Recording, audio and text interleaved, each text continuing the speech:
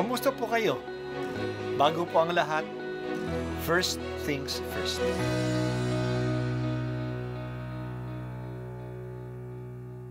Good morning po.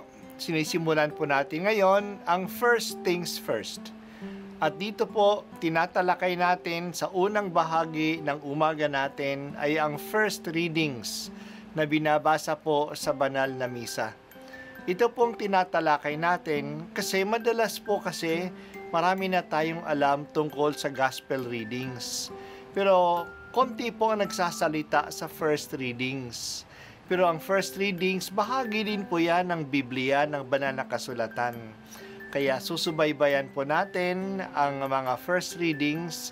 Basahin po natin at kuminsan kailangan ng basahin ng 2 o 3 beses bago maintindihan kasi hindi po tayo familiar sa mga istorya at sa mga kaisipan na tinatalakay dito. Ang pagbasa mula sa aklat ni Propeta Mikas. Patnubayan mo ang iyong bayan, Panginoon, ang bayan na iyong hinirang. Nag-iisa siya sa gitna ng matabang lupain. Bayaan mo silang manirahan sa magandang pastulan ng Basan at Galaad. Magpakita ka sa amin ng mga kababalaghan tulad noong ilabas mo sa Ehipto ang iyong bayan. Wala nang ibang Diyos na tulad mo. Pinatatawad mo ang mga kasalanan ng nalabi sa bayan mong hinirang. Hindi ka nagkikimkim ng galit. Sa halip, ay pinadarama mo sa kanila ang tapat mong pagmamahal. Muli kang mahahabag sa amin. Lilimutin mo ang mga pagkakasala namin at ihahagis sa kalaliman ng dagat. Ipamamalas mo ang iyong katapatan sa Israel at ang walang maliw na pag-ibig sa angkan ni Abraham. Gaya ng iyong ipinangako sa aming mga magulang mula pa nung unang panahon. Ang salita ng Diyos. Salamat sa Diyos. May mga nagsasabi na iba daw ang Diyos na nilalarawan ng lumang tipan kaysa Diyos ng bagong tipan. Malupit daw ang Diyos ng lumang tipan at mahabagin naman ang Diyos ng bagong tipan. Hindi tama ang ganitong pananaw. Iisa lang ang Diyos ng Bible. Ang Diyos ng lumang tipan ay siya ring Diyos ng bagong tipan. May mga passages sa lumang tipan at bagong tipan na malupit at mapagparusa ang Diyos. At mayroon din mga passages sa lumang tipan at sa bagong tipan na ang Diyos ay mahabagin. Sa bagong tipan, mayroon tayong talinhaga ni Jesus tungkol sa amang tumatanggap sa kanyang anak na alibugha na nagwaldas ng kanyang kayamanan. Mahabagin siya. Ito rin ang katangian ng Diyos na ating narinig mula kay Propeta Mikas. Sabi niya, wala nang ibang Diyos na tulad mo.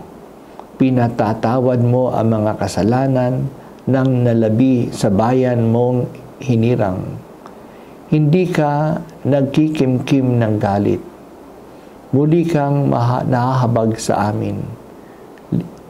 Lilimutin mo ang mga pagkakasala namin at ihahagis sa kalaliman ng dagat. Kung sa computer language pa natin ngayon, parang sinasabi, i-delete mo forever ang anumang file ng aming pagkakasala. Sa ganitong pahayag ng awa at pag-ibig ng Diyos, ang ating tugon ay, ang ating mahabaging Diyos ay nagmamagandang loob. Ang habag at kagandahang loob ng Diyos ay siyang binibigyan ng diin tuwing Kwaresma. Nananawagan ang panahong ito na tayo ay magsisi. Huwag tayo mag-atubili na lumapit sa Diyos at magsisi sa anumang kasamaan na ating nagawa kasi maawain ang ating Diyos. Ang puso na nagmamakaawa ay hindi niya mapaghihindian. Ipalaganap natin ang ganitong larawan ng Diyos. Hindi malupit ang Diyos. Hindi siya nagtatanim ng galit.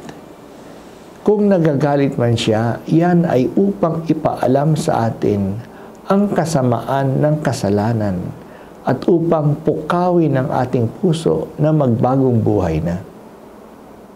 Napakaganda ng ganitong kataga sa Salmo.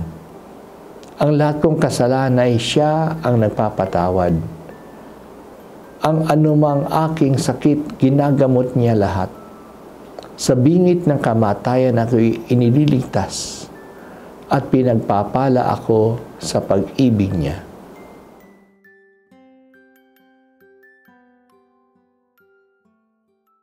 At ako po ay si Bishop Roderick Pabilio dito sa First Things First.